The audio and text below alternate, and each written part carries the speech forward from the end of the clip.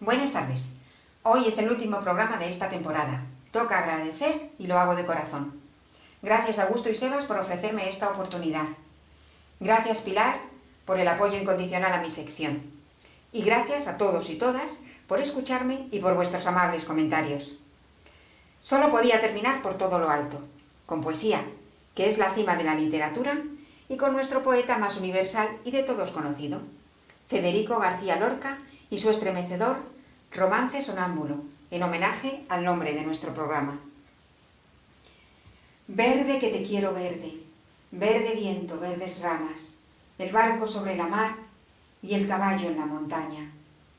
Con la sombra en la cintura, ella sueña en su baranda. Verde carne, pelo verde, con ojos de fría plata. Verde que te quiero verde, bajo la luna gitana, las cosas la están mirando y ella no puede mirarlas.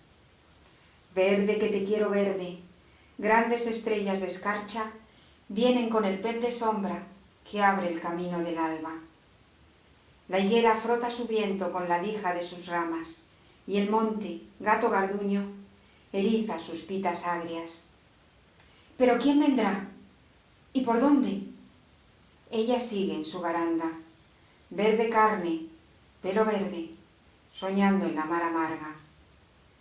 Compadre, quiero cambiar mi caballo por su casa, mi montura por su espejo, mi cuchillo por su manta. Compadre, vengo sangrando desde los puertos de Cabra. Si yo pudiera, mocito, este trato se cerraba, pero yo ya no soy yo, ni mi casa es ya mi casa.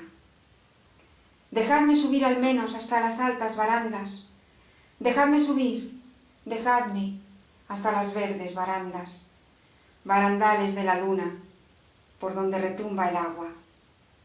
Ya suben los dos compadres hacia las altas barandas, dejando un rastro de sangre, dejando un rastro de lágrimas.